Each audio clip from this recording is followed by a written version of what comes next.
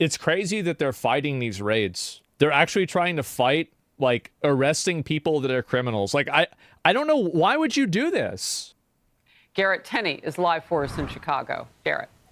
Yeah, Harris, those proposed changes would have allowed Chicago police to work with ICE only in cases involving a violent criminal, which is the kind of people state and local officials claim they don't want to be here. Yeah. Instead, progressives on the city council have spent the past week preparing to fight this expected ICE operation by canvassing Latino neighborhoods to pass out these flyers, telling folks to not open their doors and to remain silent if ICE agents show up looking for any convicted criminals. Talking to people, the fear is palpable. The fear is vocalized by our residents. People in the streets are saying that they're scared that ICE agents will show up at their doorsteps, at their workplaces, at their places of worship or places of going to school. They're scared of that. That is a problem. Governor J.B. Pritzker Well, I guess we shouldn't enforce the law then. What? All right. Well, shit. Okay, I mean, damn. Yeah, that's a good point. Yeah, okay, well, let's not enforce the law anymore. Push for changes in the state sanctuary policies solution to allow Illinois police to cooperate in some limited way. But he hasn't given any indication that that is something he is even considering, despite repeatedly saying criminal illegal migrants should be arrested and removed. If there are violent criminals who have been convicted of violent crimes, who are undocumented, they are supposed to be deported. That is the law of the United States and has been for quite a long time. I don't want them in my state. I don't want them in the country. If you're going to commit crimes and you're undocumented, you don't deserve to stay in this country. The sad irony here is that by not helping to remove those folks, Democrats here say that the folks they are trying to protect, those law-abiding individuals who are here illegally, by not cooperating with ICE, more of those very individuals are inevitably going to get picked up by ICE while agents are trying to track down those who are the most dangerous. Yeah, they're going to get AOE'd. And that's exactly what's already started happening. So because they won't turn into bad actors, everybody is going to get arrested. Because the truth is that I bet with like a lot of the migrant crime problems, if you arrest 20% of them, of all of the worst ones, you're going to get rid of, like, I would say probably 90%, or if not 99% of the crime. Outside of course, the crime of, you know, literally entering the country illegally, right? Because it's just like most of these people are not out being murderers and killing people, etc., right? It's the same Pareto principle that you use with everything, 80-20 rule. And I think that it's even more extreme than that.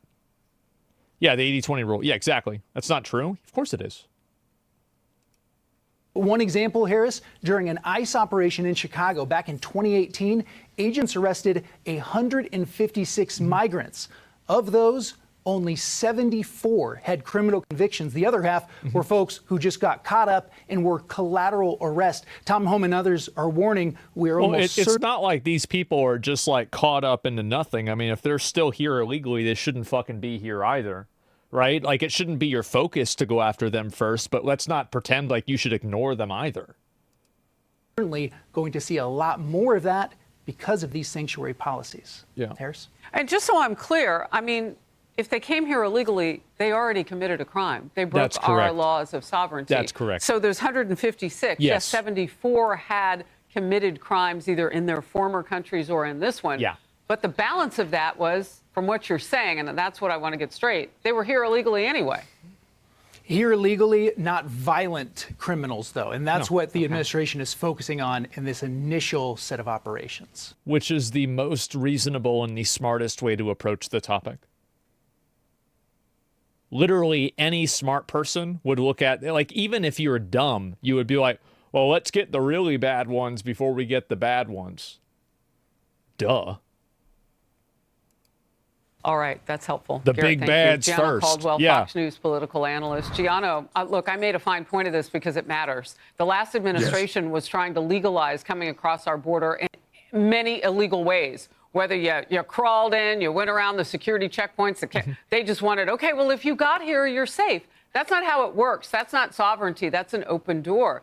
Yeah. So picking up these people along with the violent criminals, what would you rather not do? Just not pick up anybody? That's what they wanted. Exactly right. Today is different. Exactly Trump's in right. office.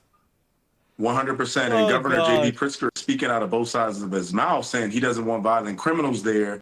But yet, people, as you mentioned, they broke the law and they came over here. It's the exact same thing. You committed a crime by entering the United States of America, and it has cost us in blood and treasure. Blood by the 100,000 plus people who've overdosed on a drug. And we've seen that in There's recent also like with the illegal immigration and like human trafficking, very, very close together.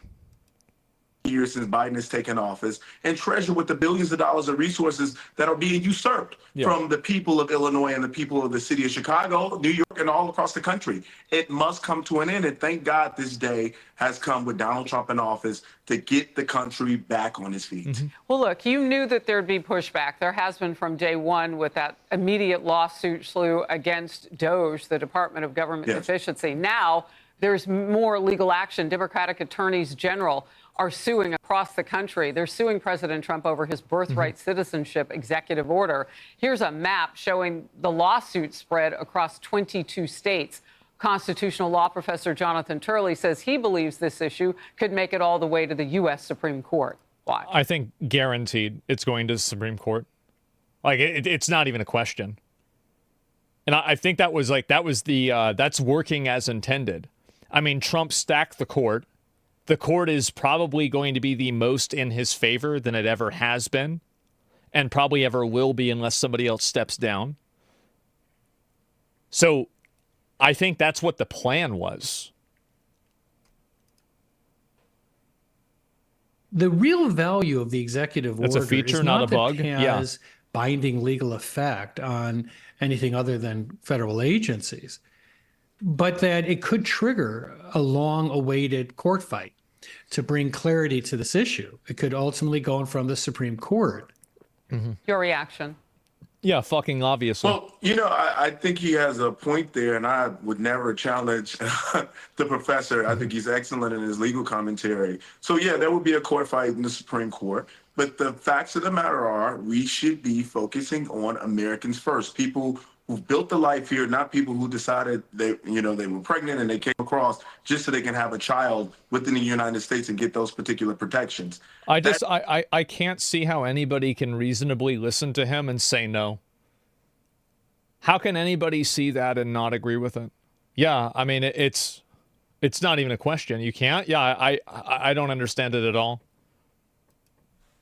Usurping, again, resources from Americans. And it's an issue we've been dealing with for decades. That's why it is imperative that Congress comes up with an immigration plan that's going to take care of all of these issues, because we've been talking about it for decades. Things need to come to a change because we have to protect Americans first.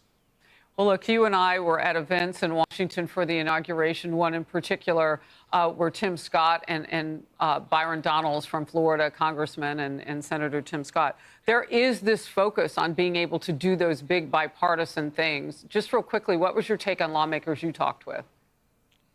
Well, people are excited. There's a lot of enthusiasm and energy around the new administration. And I got to be honest with you, Harris, that isn't just Republicans and conservatives and people who voted for Trump. I've heard from people who voted for Kamala Harris, who voted for Joe Biden in the previous election, people who would never give Donald Trump the time of day. They're enthusiastic. They're excited. People feel it everywhere because they know we've been in a terrible state of affairs for the last 4 years. Our economic activity, inflation, the border. I feel like it's also it's very demoralizing to have a president that's a zombie.